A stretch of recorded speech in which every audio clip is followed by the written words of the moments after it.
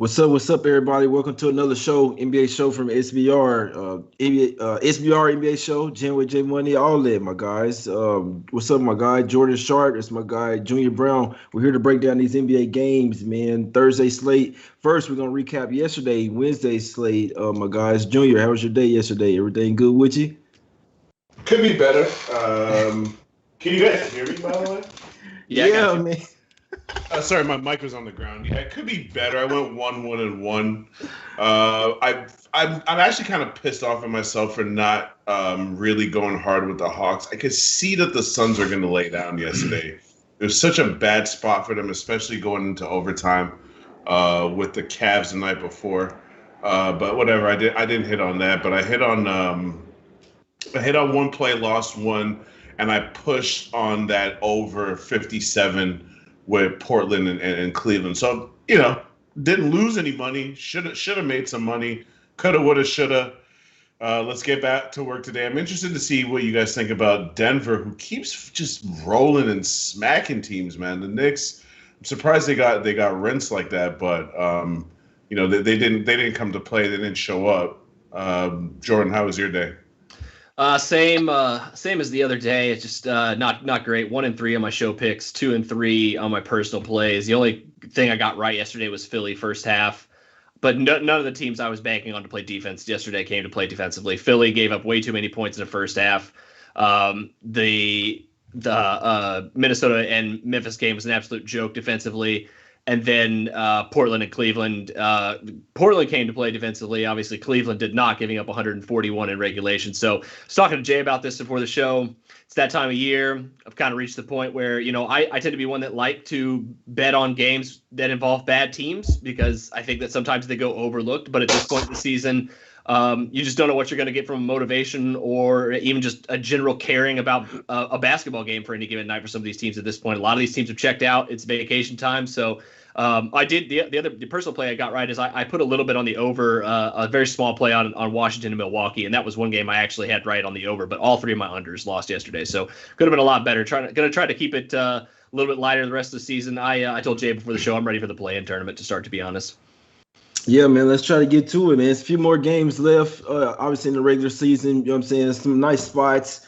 Let's try to get to it. Yesterday, the Celtics get it done over the Magic, smacked them up 132-96, and that one pretty easily. The Blazers, guys, the Blazers, smacked up the Cavs, Smack City, 141-105, and that one the Hawks. So, I mean, that one wasn't Smack City at first. I'm just happy to get the win on that one, but that one turned into absolute Smack City. I'm actually not as glad that they smacked them by as much because now they're paying the tax today, to be honest with you. I think simply because of that game. But, yeah, it was a terrible spot for the Suns. They give up 135 to the Hawks, and that one, the Pacers continue to lose. The boys fighting, assistant coach fighting with Goga over there on the bench over there. He told Joey, man, sit the fuck down. He's what he told. He hit a three. So just sit your ass down. You don't come tell me to sit down, so and so. What? Them boys got real problems over there. Kings smack them up 104-93. The Sixers is probably the easiest bet of the season over there. Obviously, there's no Christian Wood for the Rockets over there. The Sixers covered at 14.5 with ease. They played everybody, didn't rest anybody, so they ended up winning 135-115. The Grizzlies barely covered spread. They were favored by 3.5. They win by 4, 139-135. Ja Morant backing up his top 5 point guard talk there. The Wizards go down by 1 versus the Bucks. They cover the spread for us bettors, but they take the loss in the win-loss column. 135-134. The Knicks, they started out getting smacked 26-6. I had to double take, like, what the hell's going on? I don't know. In all honesty, I'm not sure how the Nuggets keep staying this high. They're losing even more guards. They just seem to get better. Obviously, Jokic, I mean, you have to say he has to get the MVP, man. He has to. The Jazz smack up the Spurs 126-94, my guys. That's enough about yesterday. Let's get into today's games, man. Let's try to find some money, try to stack up some units, try to get some wins out here, my guys. First game up, we have the Bulls versus it kind of wish Blackjack was here. We do a little 4-man show. The Bulls versus the Hornets over here, my guys. Hornets 4-point home dog here, Jordan. How you looking at this game, my guy? Total of 217.5. I don't know if it's just me being gun shy or if this is actually kind of a little bit of a trap spot for Chicago on the front half of a back-to-back against a team that's vastly inferior to you. Plus, Zach LaVine is going to be back tonight. So it's just like everybody, it seems to be going to want to bet on the Bulls or nothing. That being said, it seems like it's it's shortened a little bit, right? Or at least it did, and it rebounded a little bit. So I don't know. It just seems like the Bulls are a value here, but I don't know if it's just me being like a little bit more cautious from the last few days, but like I said, it's really hard to gauge the motivation of what the Bulls are. But I mean, you lost 4 straight. Like, you got to be at least a little bit motivated, right? I mean, you get your best player back. That's probably a little bit of an upswing in the morale around there.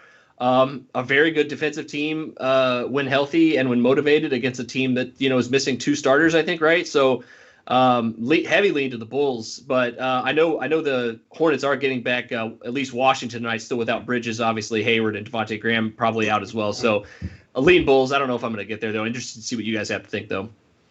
Junior, what you think about this one, my guy? What we doing? You like a little undersized? Zach LaVine is coming back. They should get Vooch back as well, my guy. What you think about the Hornets home dog? We land the points with the Bulls on the road. What we doing in this one, my guy? I wouldn't lay the points of the Bulls on the road. I can tell you that. I just think that it's kind of a Hornets or nothing spot. The Hornets are still in a situation where they're still playing for something, so they're still a motivated team. Now, they're probably not going to catch Miami because Miami has a 2.5 game lead with only 4 or 5 games left, but they only have a 2-game lead over the Pacers. So if the Hornets can get a couple more wins under their belt, they're at least in the play-in tournament. And considering if you think about how many injuries this team has had this season, if they were fully healthy, they would actually be a legitimate playoff team. So I kind of want to show a little bit more respect to the Hornets, I think, even though they're short a couple of guys. They did get their best player back, technically, which is LaMelo Ball. I know, obviously, Gordon Hayward's their best player, but, LaMelo Ball is the face of that franchise. Yeah. Right? I thought you was going to say P.J. Washington. Listen, P.J. Washington got his IG thoughts to worry about.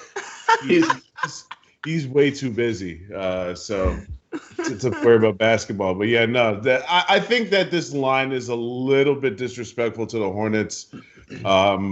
Chicago's not a good basketball team. They're getting Zach LaVine back, but how many times on this show are we going to talk about when you get a volume shooter scorer back into your lineup? That might throw you off a little bit. You've already lost 4 games in a row, so it's not like you're great to begin with. And by the way, if you guys haven't noticed, the Bulls have not scored 100 points in 4 straight games, which is crazy in today's NBA. So they got a ton of problems. And to think Zach LaVine is just going to magically fix those problems, I mean, he might, but to me, it's a stretch.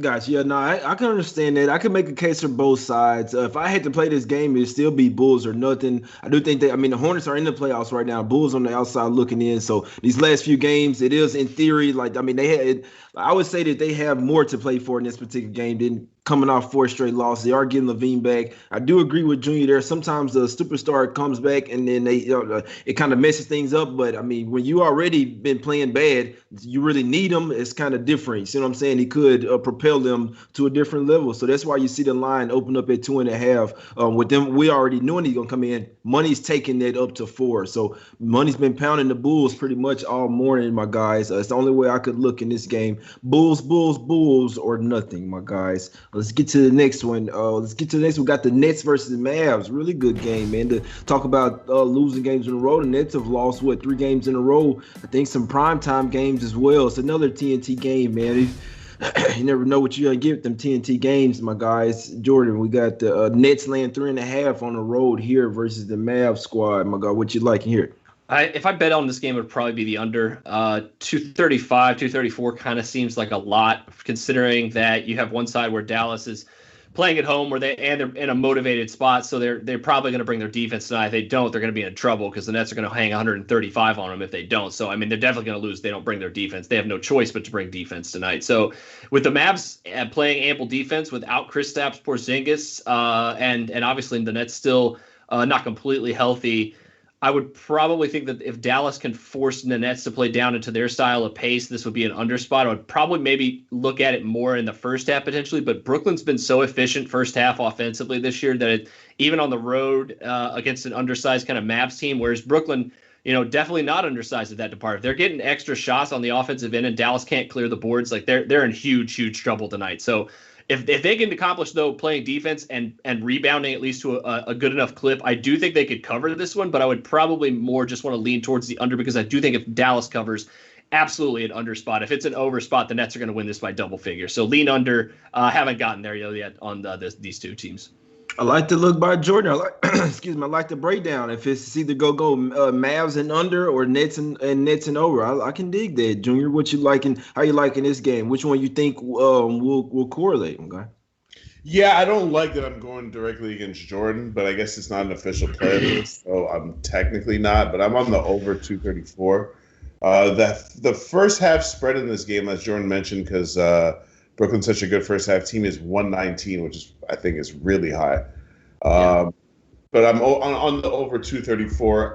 But my reasoning is a bit different. My reasoning for this is, first of all, Brooklyn averages about 20. Well, they average 119 a game.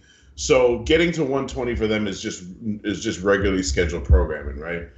Second of all, I just think that they're a team that kind of needs motivation. They've basically sleepwalked their way into first place in the East, having all kinds of injuries. Kyrie just not feeling like playing. Now Harden has a setback, so he's not going to play till the playoffs at the very earliest, obviously. Now they actually face some adversity. I watched that last Milwaukee game. They were in control of that game, and they let that game slip away in the fourth quarter. They've lost 3 straight games. I think Brooklyn's going to be super motivated. I don't want to lay points to them on the road right now because Dallas, I got to pay attention to what they're doing, and they've won 7 of 9, and they're playing really well. I just think it's 2 teams that are clicking.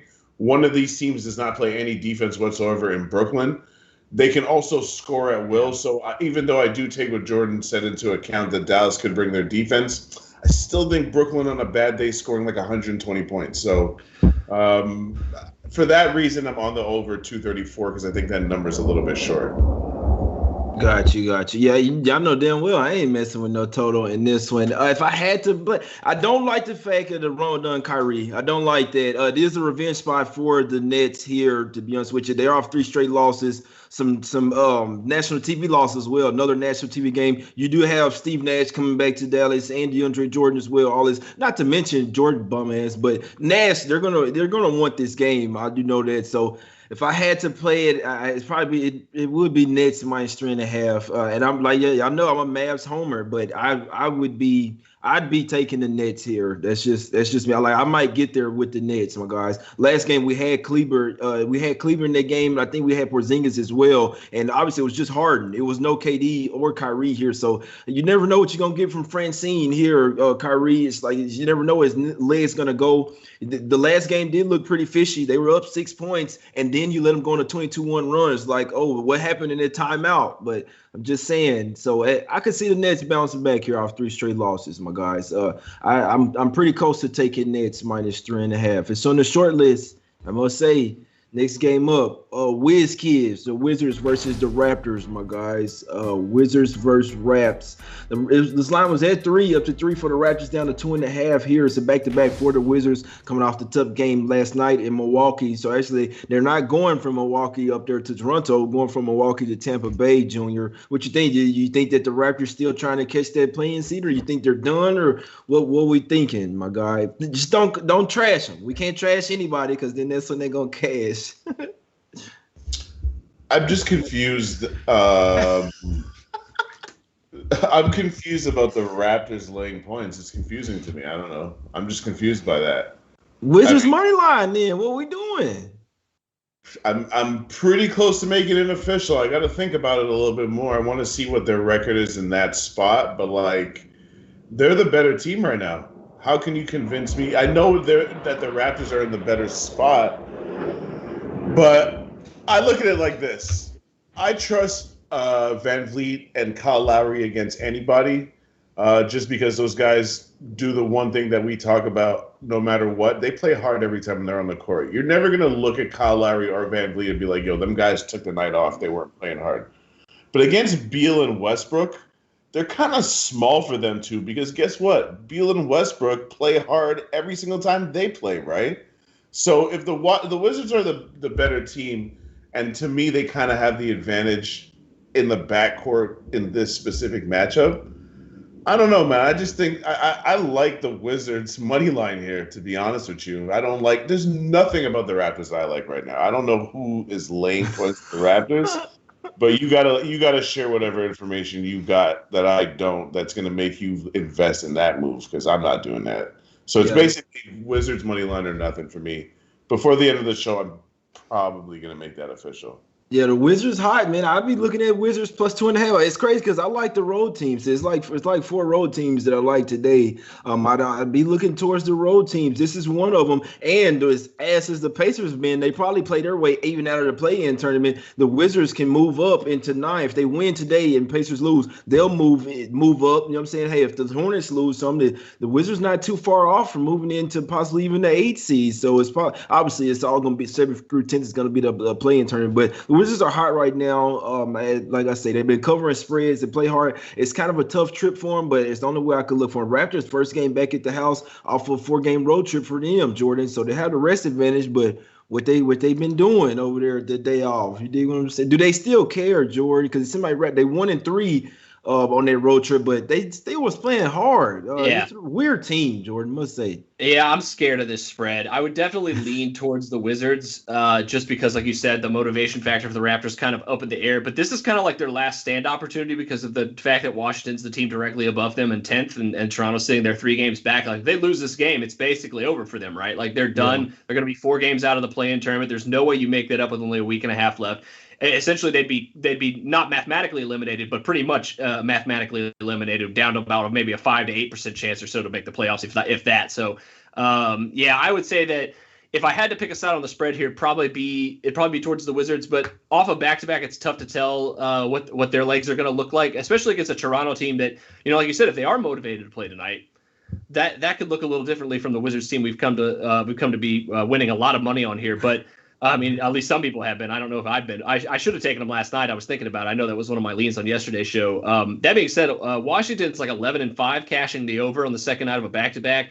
You're going up against a team like Toronto, who doesn't play a whole lot of defense to begin with. It has been one of the worst defensive teams in the league in spots like this so far this season, in their home, away from home. And Washington has the 3rd best offense in the league over their last 5 games. I mean, you can't discount what they could do tonight, even off the back-to-back. And if the Wizards are playing at a pace of 106, 107 possessions per game like they have been lately, I think this total actually may be a little bit undervalued. I was kind of surprised to see it settle in the mid 235s. That would only indicate to me, though, that Toronto is going to actually try to bring some defense tonight, but I don't think they're going to be successful at it, to be honest, because like Junior said, this backcourt matchup, I don't know who's stopping who. It's going to be a lot of offense, I think, between these 2 backcourts tonight. So lean over. Haven't gotten there yet because, like I said, it's hard to gauge what Toronto's going to look like here tonight, motivation factor-wise. But this seems like a game that could easily get into the 120s for both teams. Gotcha. Yeah, you do have a point there, Jordan. In theory, it's the last stand for the Raptors. Like, I guess this game does have a lot of implications. So, in theory, but I kind of with Junior there. Like, do they even want to be in the 10 seeds? Like, do you want to just barely make the play-in tournament? What's there? It's just like, that's not even really just an accomplishment. So, we've been seeing them rest players here and there. So, I know Gary Trent's coming back here today. Just be interested to see if the Raptors, like I say, if they go full squad, it's telling. Maybe they're trying to give it a vote full go. If Lowry's back is stiff or something, you know what I'm saying? That's very telling in my opinion. So I still Wizards or nothing for me. I'm not looking towards back or they could win this game, but it's Wizards or nothing for me in this one, guys. Next game up, we have the Hawks versus the Pacers. Jordan, we've all been there. You see what I'm saying? Our team, we've all been there. Where our team is just in shambles, and But what you think here? I must say it's paying a little bit of tax with the Hawks here, Jordan. But I must say it's Hawks or nothing for me. I'm not looking to take the Pacers. Not looking to take the Pacers at the house. Sabonis is looking like it. I remember. So last night I'm watching this game with a fine-tooth nail. Sabonis like, why'd you call it fucking timeout, man? Stupid timeout. You know what I'm saying? Then you got the other team getting into it. You got the Foster getting into it with Goga. All this, man. LeVert not hustling back on defense, just jogging out there. Sabonis, he didn't even get past half court. I'm paused. Where's Sabonis at? Boy, I think they've given up, Jordan. I don't think they'll make even a play-in tournament. I'm not just trying to, trash them, but they're not a bad team. It's just that the Hawks are rolling right now, and I just think the Pacers are in vacation mode is what I kind of saw last night, Jordan. Yeah. Do they try to get some revenge here versus Nate, or does he come back to Indy and smack City?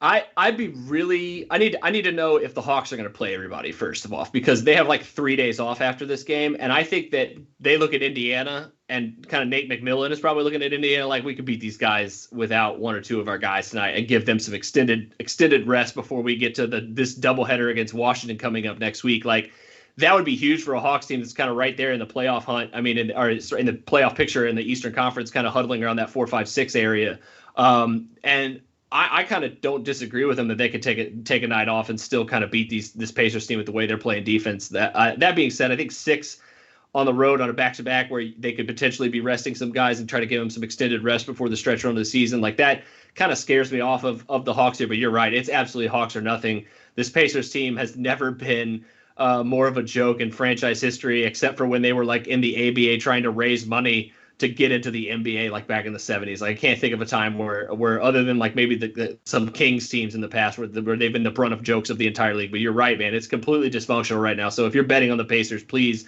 try to save your money doing something better with it. Maybe donate that money to a charity or something, because I don't know what anybody would be betting on Indiana in this spot. But that being said, like you said, as soon as we start talking trash about teams, as soon as we start counting them out, they come up with a miraculous game. This team did hang 152 on the Thunder the other night, and we were already kind of thinking that the Thunder were, or at least I was thinking the Thunder was a value in that game. So I in no way am trying to predict what the Indiana Pacers are going to do in a basketball game right now for the rest of this season, even if they probably do make the play-in tournament. That being said, hard pass for me on I think both these sides just for the implications for Atlanta. Come on, man. That was a bunch for you not to have a play, my guy. Junior, what we doing, man? Junior, what we doing? We're going with the Hawks or what, man? What we fading them Pacers? Junior, say it. The Pacers don't cover spreads. You still on mute, my guy. Sorry, I had to do a mute throwback for the chat there. Hawks first quarter -1.5. Official play. I think that something that Jordan just said, the Hawks are going to want to get out of here and take care of business, but it's a road game, so they can't really treat it like that. The reason I think the Hawks are going to come out with energy here is I was watching that game against Phoenix yesterday. That's why I was mad I didn't bet on it, because Phoenix basically, first of all, nobody from the Hawks played more than 30 minutes in the second half. Trae Young played 10 minutes in the second half. Everybody played less than 10 minutes in the second half. Not the fourth quarter, the second half. Why? Because the Suns pulled their starters with like 8.5 minutes left in the game. So the Hawks did the same. So fatigue's not a factor. The trip that you have to factor in, that could be a factor. But this is a really young Hawks team who's actually put their feet firm in the playoffs. I think -1.5 is a short number for, again, an Indiana team that doesn't cover spreads, especially at home. Indiana's the third worst home team in the NBA. The only teams that are worse are Cleveland and Houston. Just think about what I just said. Only Cleveland and Houston are worse. So it's pretty bad in Indiana. And the final nail in the coffin for me is everything you guys just said yesterday about the attitudes, plus Jordan's in Indiana. And I'm sure he can confirm that there's reports that they're probably going to fire their coach now after he's done. Yeah, he's gone. He's fucking done. Because the Stars, I mean, how many stars do they have? You're talking about Sabonis. You're talking about Brogdon. They don't like him. The assistant coaches don't like him. So you're telling me they're going to play hard for this guy? Hawks -1.5 first quarter. Book it. The grass isn't always green on the other side, my guy. So they should have kept Nate McMillan. I'm pretty sure he's still salty going back to Indiana. They already smacked him up earlier this season. I believe Turner was in that game, Turner and Brogdon. It was even full squad for the Pacers, and they still got smacked up 20 with ease. Obviously, it's interesting to keep an eye on Brogdon here. He was questionable yesterday. Could have possibly came back. He's been going through shooting around, but he has a sore hamstring. So you see what's up with Brogdon. They have guys like Sampson out. They got who else is out? Jordan. I mean, it's a Lamb has been out as well. Yeah. So, I mean, just keep an eye on these guys, because the only reason why I say that, you may get a better line with the Hawks. I think the Hawks are the best spot on the board here. It's not that I'm trashing the Pacers. They're still an NBA team. It's just I kind of see that they're on vacation mode. So, you know what? The Hawks are trash. The Hawks been playing trash. They 0-10. They trash as fuck. You see what I'm saying? The Hawks are the sorriest team in the league. Trae Young, all them boys trash. So, I think them boys ball out tonight. But, I think the Hawks, I think this is going to be Smack City double-digit win by the Hawks here. where I don't think they'll rest anybody. They're a half game back of New York and can take over the fourth seed, which guarantees you home court advantage in the first in the playoffs. So I like the Hawks here to come out with Nate McMillan revenge, all that. One last point. Last time they came off a big win at the house, it was a back-to-back. They did go and lose versus Detroit, but they did rest Trae Young and I think somebody else there. So I think this is not a rest spot. Nate McMillan going back to Indiana. So I think this is a coach revenge game. I like the Hawks here, my guys. I do, man. Next game up, Grizzlies versus Pistons, Junior. Oh boy, whoa, Junior. I know you love this game. What are we doing here, my guy? Pass. Jordan, what? I don't have much on this one, Jordan. I must say, it's just not my type of game. Not saying Miami, not money to be made. Pistons racing all their guys again, Jordan. They do play hard every night, back to back for Grizzlies. What we doing, Jordan? Would you like an under? Yeah, I would. But that being said, I told you at the beginning of the show, I'm not betting unders on with teams that involve that don't care. So I mean, yeah. It would theoretically be a great under spot because you said it. The Pistons are resting all their guys. They've been averaging like 104 points per 100 possessions when they rest all their guys lately. I mean, it's not. They're starting two rookies or three. They might two rookies or three rookies and one sophomore. Or is it two rookies and two sophomores? I don't know what it is, but they're two young teams. Definitely not betting the under here with the Grizzlies coming off of back-to-back after getting 130, giving up 135 last night.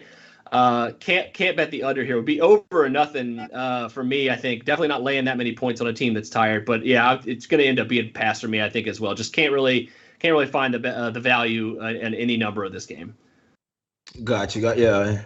I hate to say it, but yeah, no, I have absolutely no interest in this game. I'm sorry, guys. Lakers versus Clippers. Lakers versus Clippers, my guys. Clippers up to 8.5. Man, I don't want to talk about this fucking team either. But Junior, what are we doing with this game? Can the Lakers keep it close versus the other LA team, the Fixers?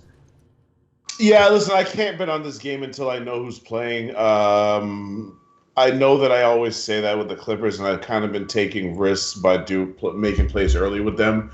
But that's just against inferior teams, and obviously the Lakers kind of qualify as an inferior team. But this is a rivalry game, and every game matters to the Lakers. So I can't really say, oh, the Lakers have motivation. If they don't have motivation at this spot, then what the F are they doing? They ain't gonna defend their title. So the motivated team is the Lakers. Kind of seems like a lot of points. For a Clippers team that's not playing as well as they were like 2 weeks ago. 2 weeks ago, regardless of who was in the lineup, they were on fire. That's not really the case right now. They've kind of like started to look like, I don't know if it's tired legs or I don't know what, maybe just regressing back to the mean. This is a team that's won one of the last 4 games. So why am I almost have it? Now I need them to cover by double digits in a fake home game. I mean, pass. Somebody backing up their Brinks truck to bet on this game, boy. Oh, you can hear that? That's funny.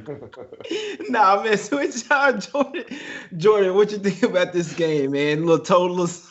That's comedy right there, man. But Clippers playing 8.5. Man, I can tell you who's playing. Pretty much so LeBron's doubtful, and then Schroeder is out for sure. Other than that, everybody for the Clippers, nobody's really on the injury report. So it should be just pretty much Ibaka out for the Clippers as well. I mean, they should be. I can't stand this team right now, and I can't stand what they just did, Jordan. But it's like if I had to take it, I'd be on the Fixers tonight.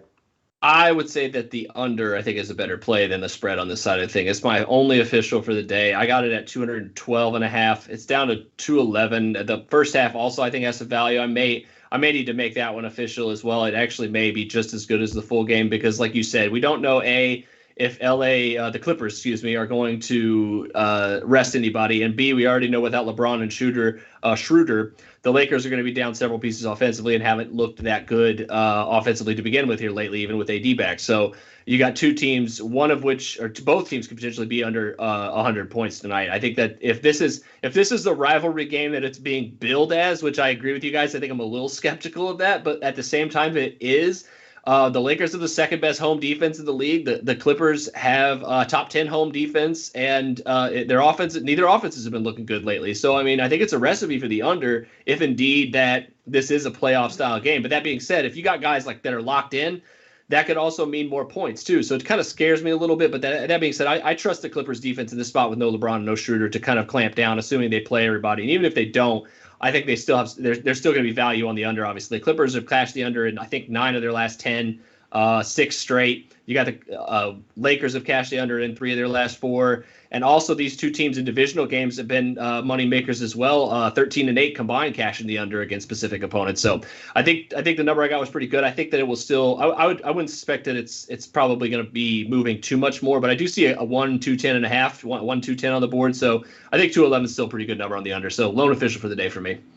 Gotcha. Yeah, I can't even say I haven't leaned this game because I just don't care. This game is so. Look, the Lakers have the bigs. They got Anthony Davis, Marc Gasol, and Drummond over there. The Clippers don't have a lot of bigs, but they have all the guards and the wings over there. The Lakers, they have Caruso out there running a point guard. Like what the fuck are we doing here, man? Seriously, they got to win the last game versus the Nuggets because of their defense and because they just know how to guard Jokic. This particular game, the Lakers losing all their guards, not having Shooter, LeBron, this is the type of game where it really would hurt them, in my opinion. So I'm not betting on the Clippers here. I'm just saying I do think they have like a major advantage here, but you never know. They could have a conversation before the game. You see what I'm saying? Hey, we're going to win by 3 or 4, So, hey, I'm just saying, man. Jordan, break them off with your officials, my guy. That's their lone official under 212.5 Lakers and Clippers tonight.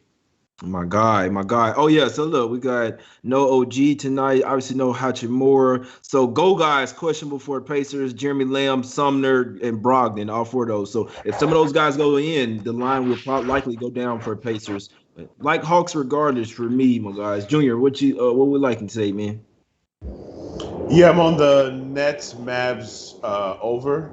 I'm on the Pacers. I'm sorry, I'm on the Hawks -1.5 against the Pacers in the first quarter. And you know what? Wizards money line against these bum ass dinosaurs. Come on, man, don't do that. We supposed to do that. Nail him the coffin tour. Yeah, hey, heavy lean for me, man. It'd be Hawks, Bulls, Nets, Wizards for me, my guys. I'll be making a top play, one of those. Like I say, the Hawks is. We see what's up with Brogdon. Line could go. It could go down if some of those guys are in for Pacers. I think they get smacked regardless, though, my guys. So the Hawks would be the top for me. Still waiting, for some confirmations, man. We appreciate everybody for tuning in. It's my guy Junior Browne. It's my guy Jordan Sharp. We will be back tomorrow. Break down these NBA games, man. We appreciate y'all for tuning in. Hit the like button, subscribe. We gone.